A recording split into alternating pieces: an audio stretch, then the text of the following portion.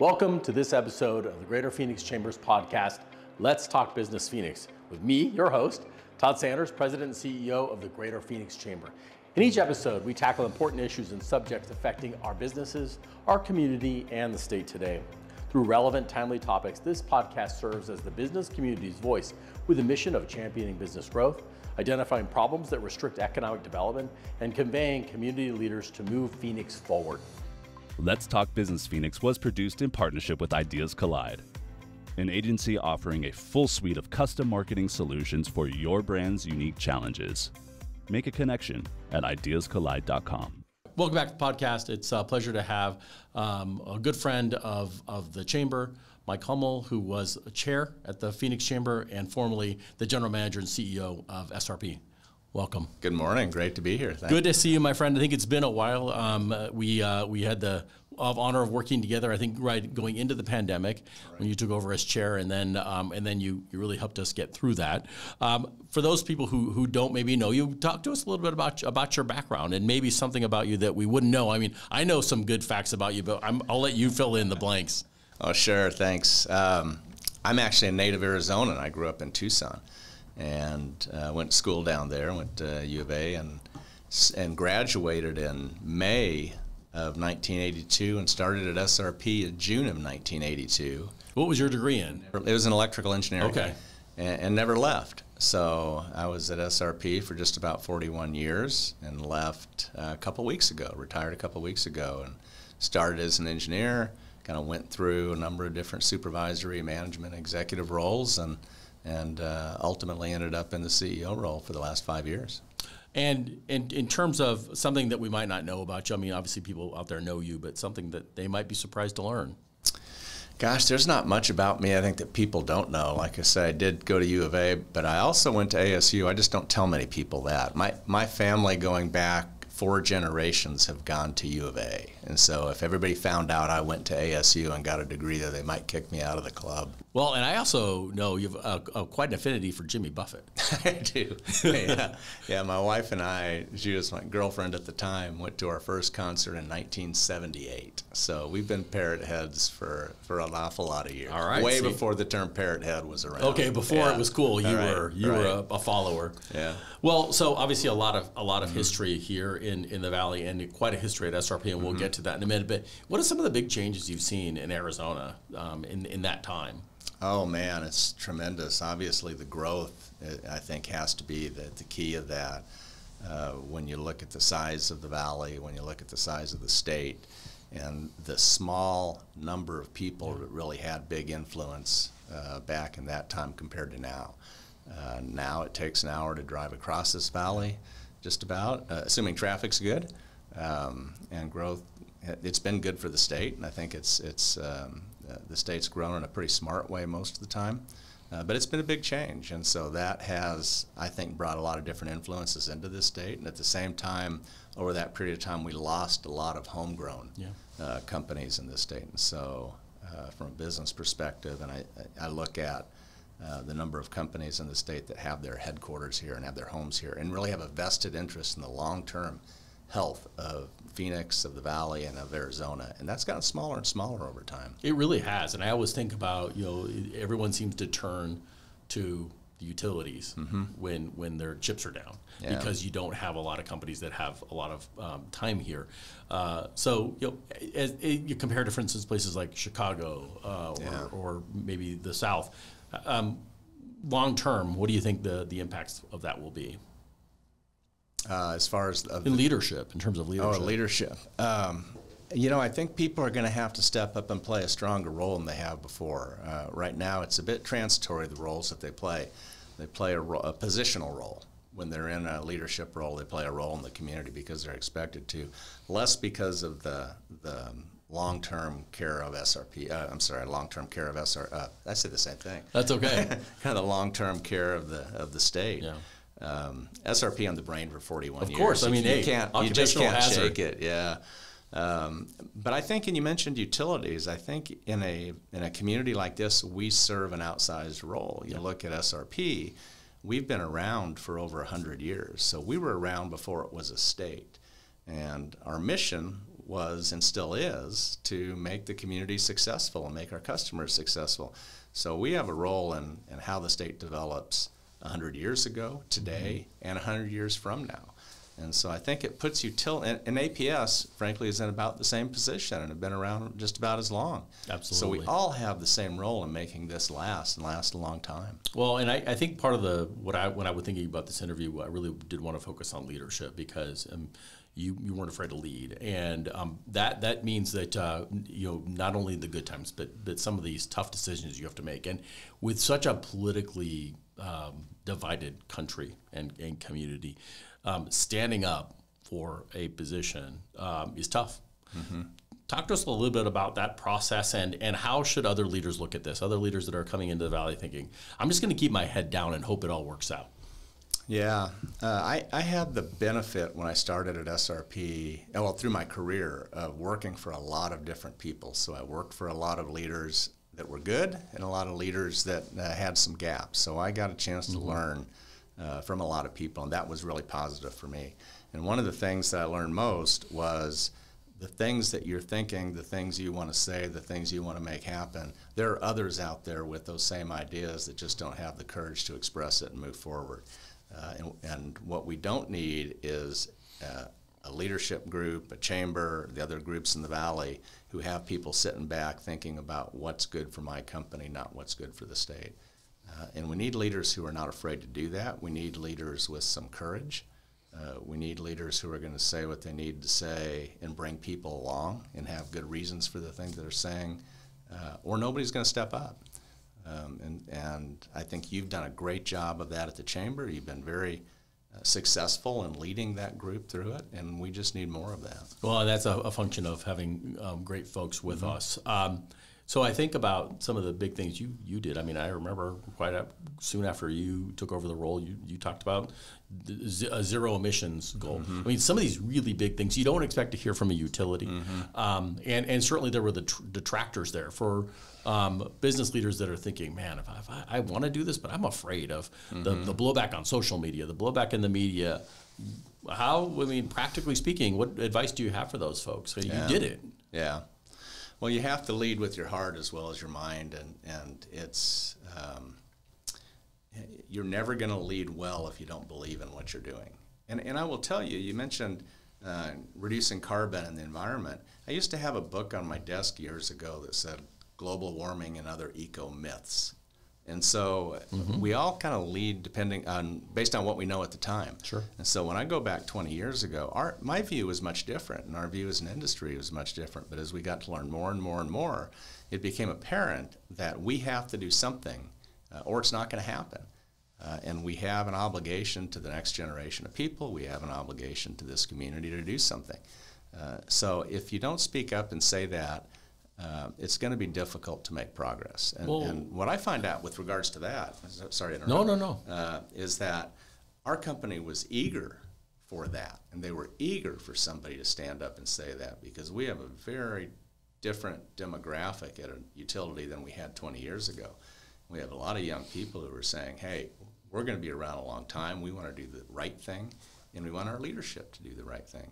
So, yeah, I had some detractors, not only employees, but some of our board members, some of the community, but it's the right thing to do, and absolutely believe it. Well, and I think that's what made it so impressive, because it was not the easy thing to do. But it sounds like you're also saying that looking back at maybe a prior position, that what you're saying is, I realized that I was wrong.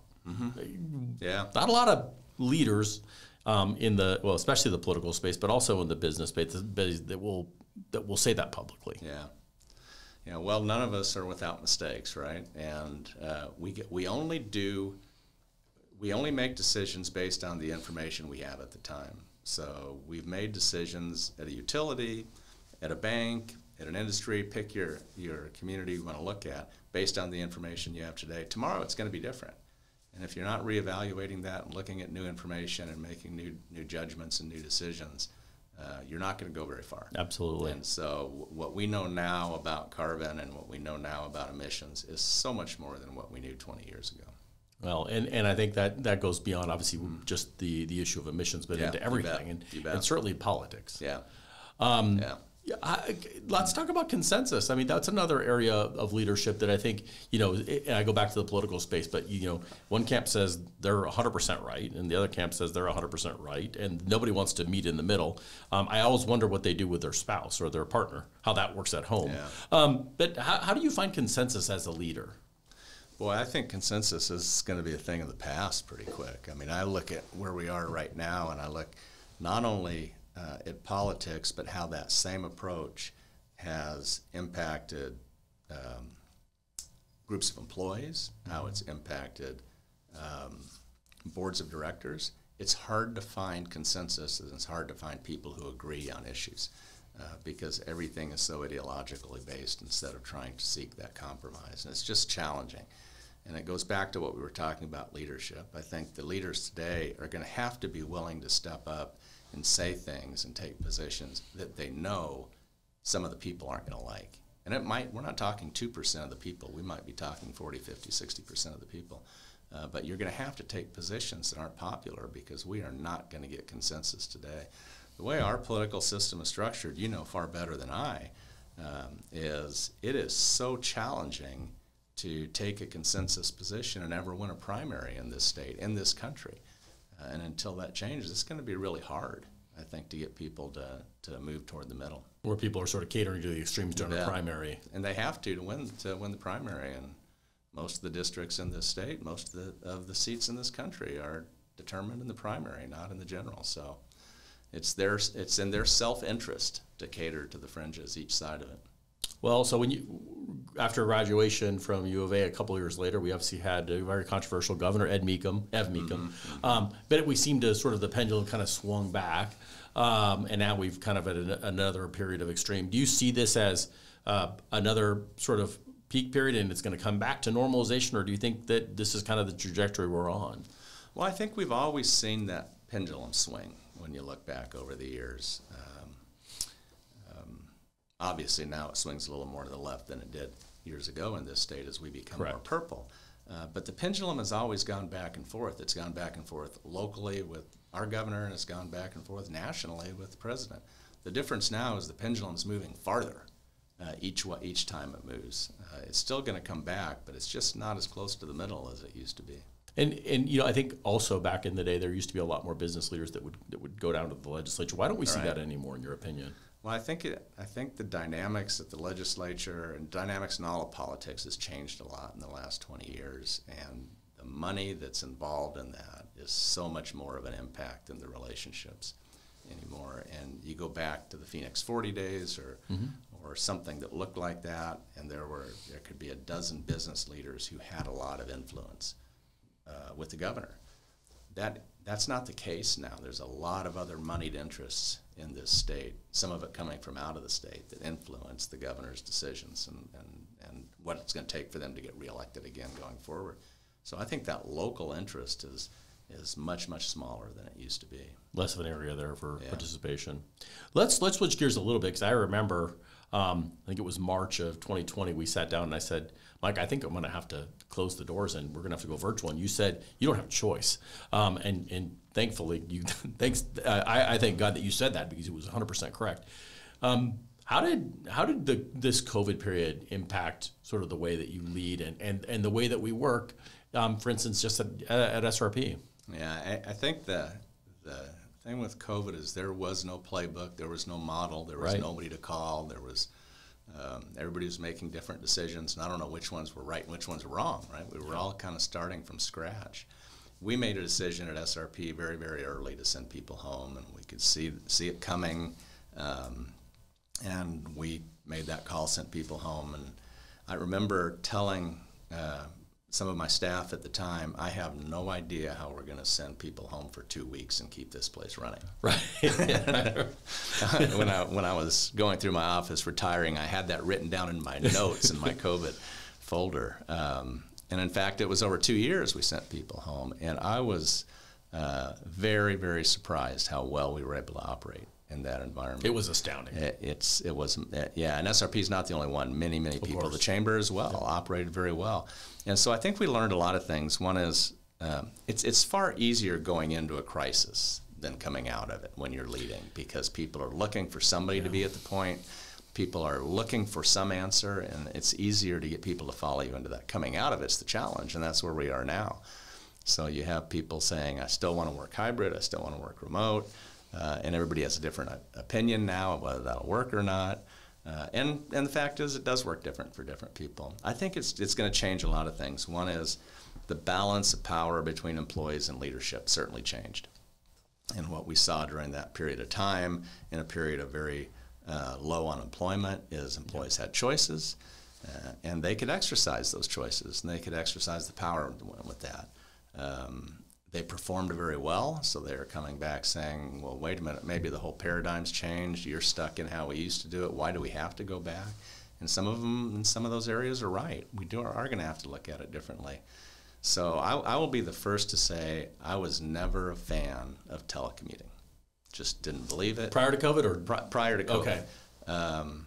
And this proved it can work. Yeah. I am still not a believer that it can work full time. I don't think the mentoring takes place. I don't think the teamwork takes place. I don't think the relationships take place if people aren't together in the same place sometime. It may not have to be 5 days a week now, but it's not zero. And I still think there's a hybrid area that works like that. I also think it's had an impact on relationships, not just within the company, but outside of it as well. I think about the chamber as a good example. One of the big advantages of the chamber was that board and the members getting together and exchanging ideas and developing relationships so you could pick up the phone and call people. That's so much more harder to do when it's on email and it's on phone. And that, I think we've lost some of that, and I don't think we've got it back yet in the community. Do you get the sense that, obviously not just SRP, but generally speaking, that we'll ever get back to sort of 5 days a week like we used to have? I don't think so. There are people, I think, who want to do that. I think it's going to be challenging. Obviously, we had a third of our company who never left, right? They were there 5, 6 days a week. That's an important thing to remember. For a long time and still are. And so not everybody has that choice. But for those that do have that choice, I think they're going to have options, and they're going to help drive an environment where some version of hybrid workforce is going to have to continue. Well, and I think that brings up a good point, and you're right. There's a big part of the workforce in Arizona and nationally that doesn't have a choice. And thankfully, the folks at SRP were showing up in March, in April, when we didn't know. How did you manage that, just keeping people safe and keeping morale up, especially when the other part of the workforce is at home? Yeah, it was really hard. I mean, initially it was okay because we have people who really take pride in the fact that they're out there keeping customers in power and keeping them in service and doing that. And they will do anything to make that happen. That's why you see such high performance during storms and things like that. They like that role, but that wears off after a while. And then pretty soon you end up into this kind of us versus them mentality within the company, and it's a challenge to manage. I think we had morale at a high level for the first year. After that, it's challenging to keep up. We tried to be sensitive about physical contact with people. Right. I didn't go into our control center for 2 years because I didn't want to be the one who infected our operators. Sure. And if you can't go in there and have those discussions, it's hard to keep that morale. So a lot of phone calls, a lot of emails. Started doing a lot of videos. I remember those. I thought those were fantastic. And so I would do two things. One is I would have basically an all-comers Zoom meeting, and anybody in the company could call in, and we'd have discussions. I'd limit it to 30 people at a time, so they'd be conversational and not a presentation. And that was a silver lining of COVID because I kept doing those till the day I retired.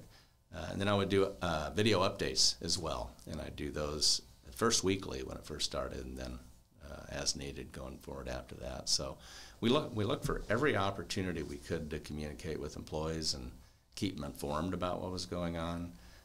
There were bumps, vaccinations, for example, when you got to that. Clearly a lot of different opinions about vaccinations. We had on management staff, we didn't know the answers either, so we had different opinions on do we require them, do we not require them, and then politically, what does that mean, and what are we going to be allowed to do with the state, the pass administration had some strong views on that as well. So there were some tough times. And that's where the leadership came in. Yeah, I think we weathered it really well. I agree. But it wasn't without a lot of loss of sleep by a lot of people. Well, I think, ironically, I think you were the first one, the face of events changed too. And I think I saw it, you did an event where it was almost like, where normally we'd be in the ballroom somewhere and you would get up and you'd make SRP's remarks and you might introduce somebody, where you were actually it was almost like a fireside chat, which I thought really was interesting and I thought was really impactful. So much more changed from that. Yeah. So many different things changed, and maybe also the nature of the office, much more casual. And I don't know, maybe SRP was casual before, but it's got a lot more casual. Yeah, SRP was casual much more than it was 20 years ago. But yeah, it's got a lot more casual, and the community as a whole has gotten a lot more casual. And I do think I do think dress for success is real. And I think when people put on different clothes to come into the office, they operate differently than if they're at home. Agreed. So that's a balance for all of us. It is. So obviously, I want to talk about energy. Yeah. We look at, for instance, our neighbors to the west, and everybody, poor California, right? Everybody likes to make fun of, but they do suffer for some really significant challenges. One of those is they don't seem to have the right infrastructure or the right mix of energy sources in order to provide power on a consistent basis. We, in the middle of summer, we don't think about that. That doesn't occur here. Not that it can't, but talk a little bit about why the difference. I mean, we're neighbors. They're far more powerful economically, but they don't seem to have their act together as far as energy goes. Yeah, they've got some. I work closely with the utilities over there, and they've got some great people running those organizations and great people leading them. But from a regulatory standpoint and a political standpoint, they've been challenged with making the right additions to keep that system running.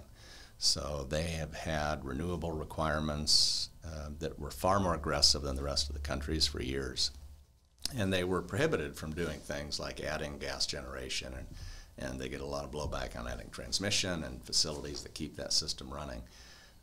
And all of that works well when you have a lot of reserve and a lot of excess capacity, including neighboring states that you can lean on. So it's time. We provide power to California. We do, yeah, and we buy from California at times too, and it's always been that way. But as the neighboring states have gotten leaner and their reserves have gone down because of challenges that we faced in putting in new generation, there's less to lean on. They have shut some of their plants down in California, and so it's just gotten tougher and tougher for them. The fact is, I'm a big believer in renewables, and we pushed SRP very hard towards some very aggressive targets. But you still need something behind that today. I mean, I don't know about you, but I want my air conditioner on in August at night when the sun's down too. Batteries make a difference in that, but batteries are very infant technology. We have about 1,500 megawatts of batteries going in, and that's one of the leaders in the western United States in that. And it's nowhere near what it would take to keep the system running through the night. So we've got to let technology catch up with us to get there.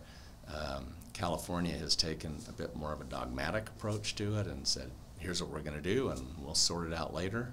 And right now they're struggling sorting it out. So probably ironically, they're buying more from us in order to augment some of that. During some of the hours, yeah. And they've backed up on some decisions, and they have basically, they were planning on shutting their nuclear plant down and decided to keep that open for 5 more years.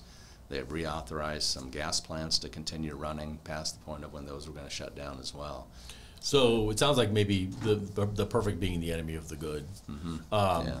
So when we think about different types of renewables, and to your point, you made the commitment, wind energy. Arizona have any good wind energy? Do we have much wind in Arizona to speak of? Not a lot.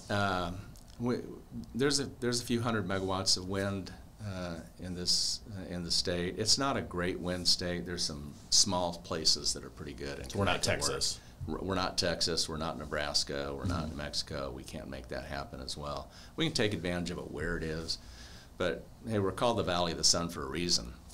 All right, so solar energy clearly dominates the renewable landscape here. There are some others. There's some geothermal, very small scale geothermal. There's some biomass that we're taking advantage of right now. A lot of work going into hydrogen and looking at that as a future source.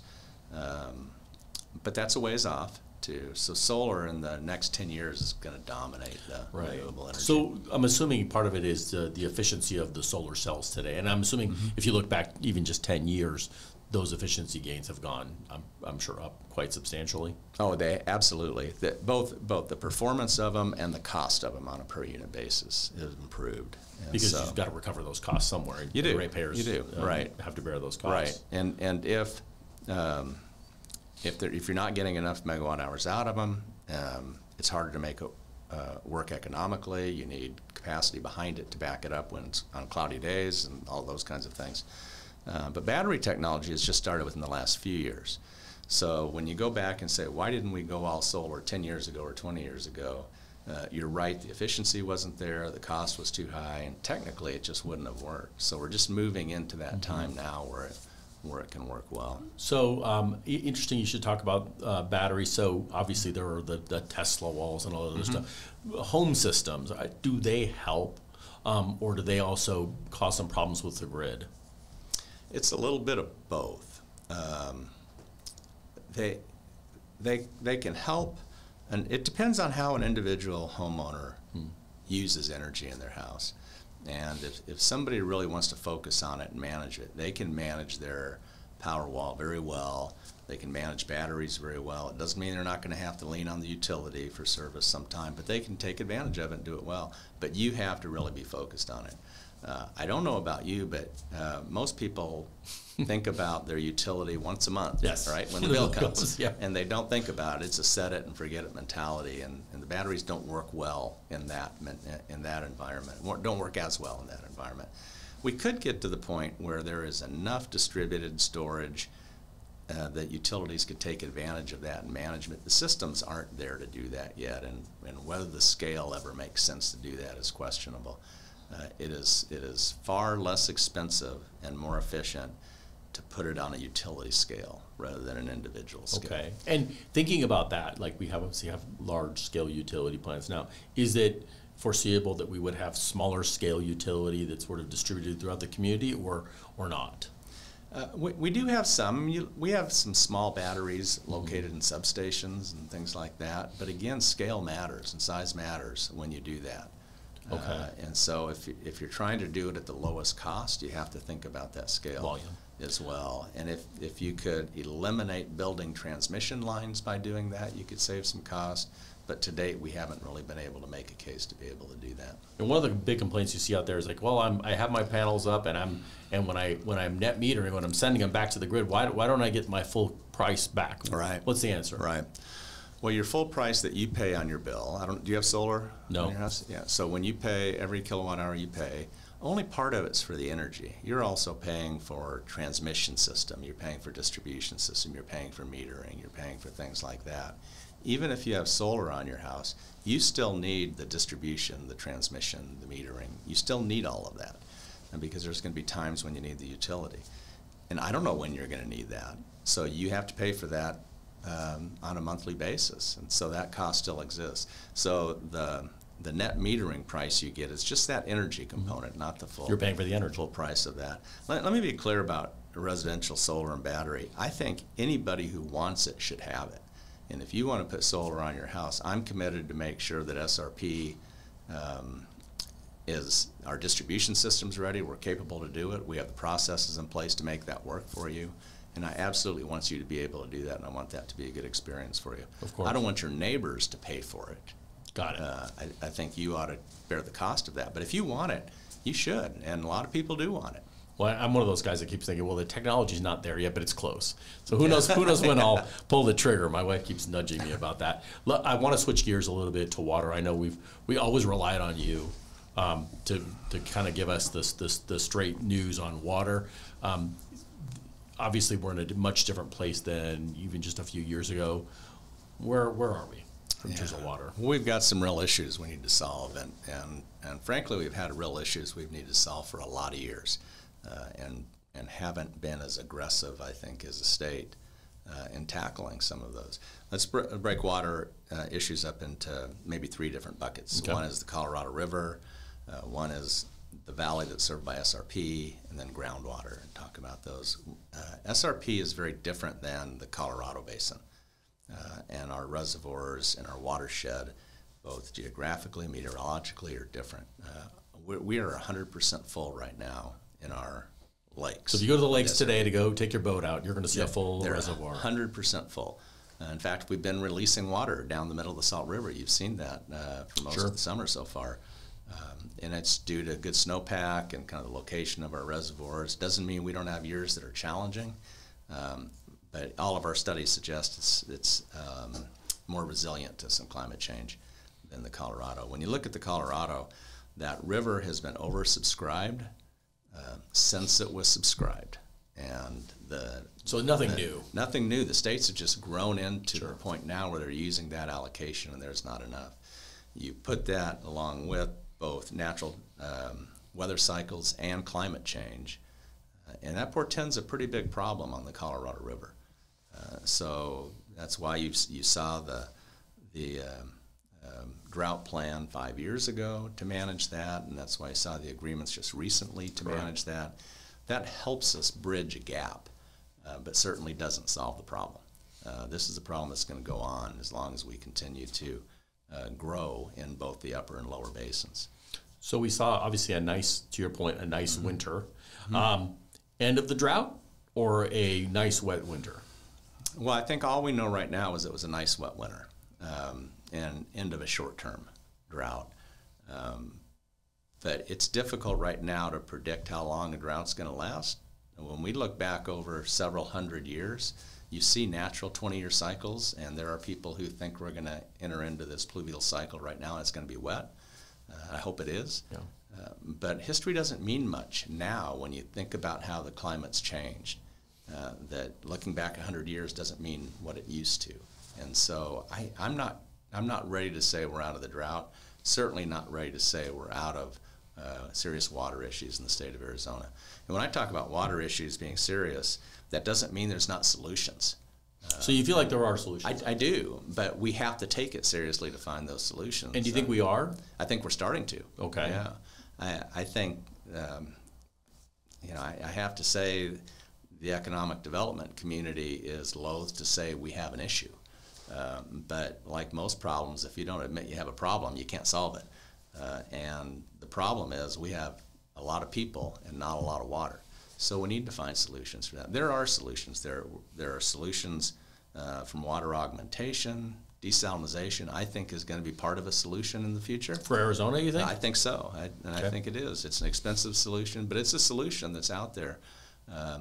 Reuse, water reuse, toilet to tap, not an attractive term, but we're going to see more and more of that, and I think it's going to be necessary.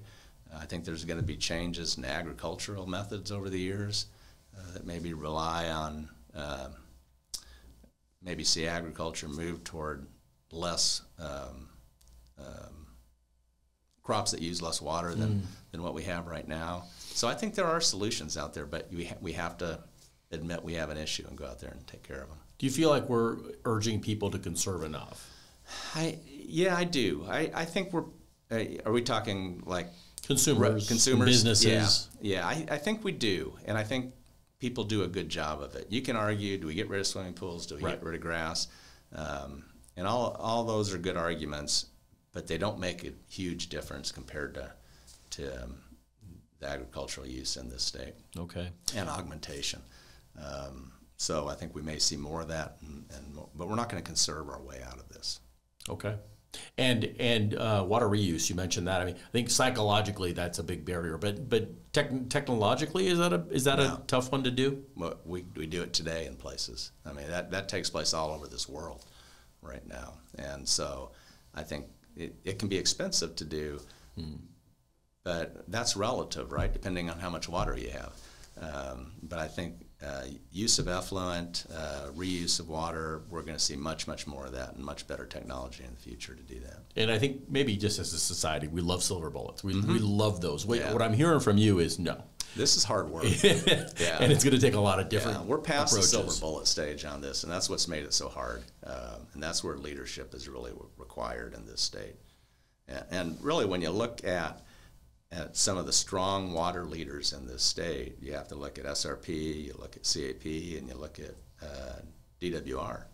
And we have 3 very, very good leaders that work very closely together in those right now. Leslie Myers came to SRP a year ago or so to run our water group, and could not have picked a better person. Brenda Berman is back in the state now running the CAP, and she's terrific, and she will do really good things there. My time at the legislature, I think we all felt, as I did work on legislation, we all felt very comfortable in every part of policy except water. It's very difficult and terrifying for most people. And I think from a policymaker perspective, the same thing goes. Obviously, John Kyle was the giant. Yeah, right. Do we have enough people that understand water at the national level and the Arizona level that are policymakers that can help create some of these solutions? I think we're getting that. Like you mentioned, John Kyle, he was the water guy. Right now, we're starting to see our 2 senators step up and do a very good job for Arizona when it comes to water. Kirsten Sinema, I think, has worked well with the water community, worked well with the tribes, and looking for solutions. And Senator Kelly has just done a terrific job lately of trying to understand very, very complicated issues and do the hard policy work to give SRP and the state of Arizona the resources to help with this water issue. So a good glimmer of hope there. I think so. The water community is very small. Yes. And for some reason, historically, they've kept a wall around it and have not been very open about these issues and the solutions to them. And we need to socialize that a little bit more and bring some smart people into those discussions. Most of us know enough just to be dangerous. We really don't have a good grasp of it, or who the players are, or how it all works. Right. Let me switch gears really quickly, especially since you're an engineer, I'm not afraid to ask you. AI, everyone's talking about AI. It seems to be everywhere, every day. From a utility perspective, AI, and maybe from a society perspective, where do you think this is going? You know, I told my board my goal was to retire before I had to understand blockchain or AI. so I might be getting out at the right time. I think it's going to have a huge consequence when I look at the industry, and a positive one. I think something as simple as the interface with the customers when they call and solving issues and solving problems. We've always had voice interactions with customers in a lot of industries, but they've not been really intelligent. And so I think that will change. But where the big change is going to come, I think, is operating the electric system. So decisions have to be made these days on a much, much shorter time scale than they ever have before on how you dispatch equipment and how you dispatch resources. You have to be looking at the weather. You have to be looking at what the weather is going to be an hour from now. You're going to have to be looking at efficiencies of units on a second-by-second schedule, not an hour-by-hour schedule. And so I think AI is going to play a big, big role in how that happens in giving the decision makers data to make decisions, or in making the decisions? Well, I think it's going to be in making decisions. I think it's going to be in making those decisions. There's not going to be time to give the decision makers the information to make that decision. So, of course, the question comes, like, what does that mean in terms of safety? Oh, sure. I mean, obviously, there's going to have to be rules and protocols around that, and there's going to have to be feedback mechanisms to that to make sure that's working. It's not that it doesn't happen today. Some of it does happen today. It's just going to get better. Okay. So we're talking about automating processes that we've tried to automate already, and just doing a better job of it. When I'm sure the middle of summer trying to predict peak loads is probably very difficult, and to be able to have that on a quicker basis would be really important. Yeah, the electricity markets have changed. There used to be kind of long-term, day-ahead, hour-ahead markets. Now these markets have gone to 5 minutes and shrinking. Incredible. Where they're truly real-time markets. And our system used to be based on big, large generators that spin, so there's inertia. So if something drops off for a second, you don't worry about it, it carries through. Now they're electronic-based inverters with renewables, and so when they drop off, they're off. And so you don't have 5 minutes to make a decision on that anymore. You don't have time. So like I said, we do some of that now in an automated way, and I just think it'll be much, much better and more informed than it has been before. And from a society perspective, you think good or bad? You think it'll be a plus? I hope so. I mean, we're all afraid of those kinds of changes when they come, right? And everybody thought calculators would cause people not to be able to do math anymore.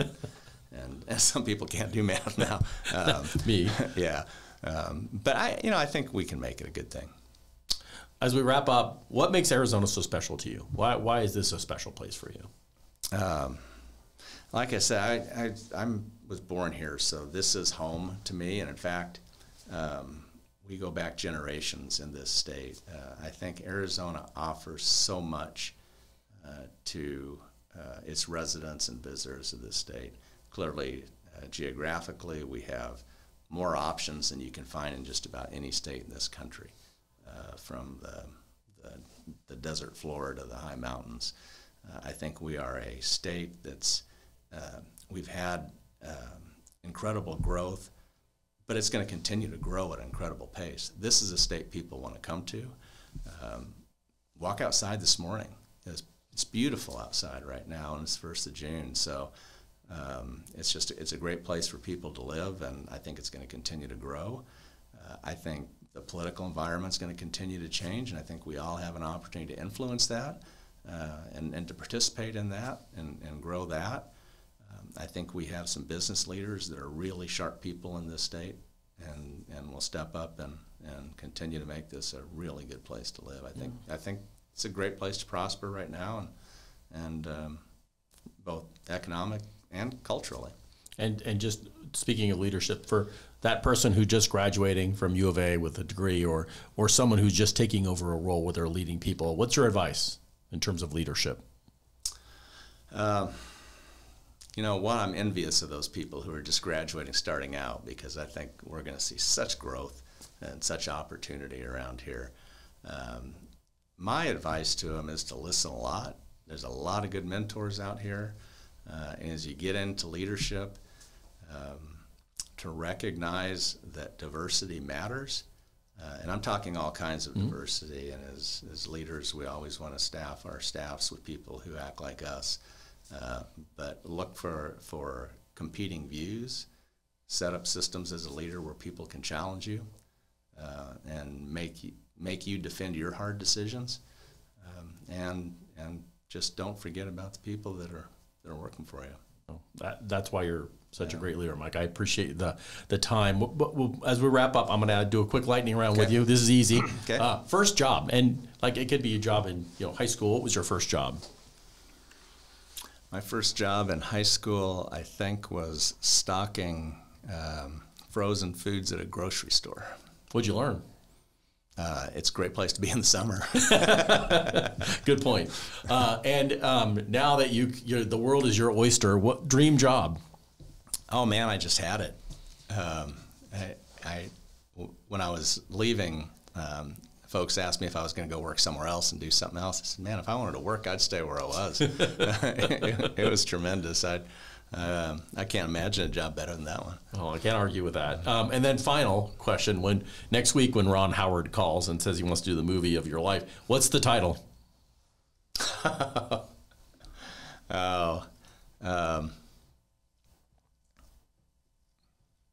It's the title of the movie of my life. Yeah.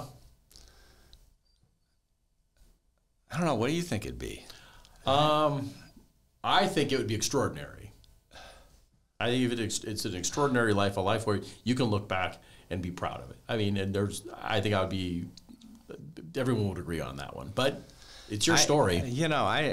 I have, or maybe or Hummel. Hummel would be there. I've had a blessed life. Yeah. There is no doubt, and humble beginnings and great family growing up with, great family now, lots of tremendous friends, great career, good opportunities. So blessed may be the Maybe the title. Humble Beginnings and Blessed Life is great. And I'm sure Ron would be able to do something with the title. But thanks again. Thanks for being here with us, but also all the years of leadership. And we're going to continue to look to you for some of these big questions. And hopefully we'll have an opportunity to talk to you again sometime thanks soon. for having me here today. It's great. And I always like visiting with you. And thanks for everything you do with the Chamber and with the Phoenix area. Thank you. Okay.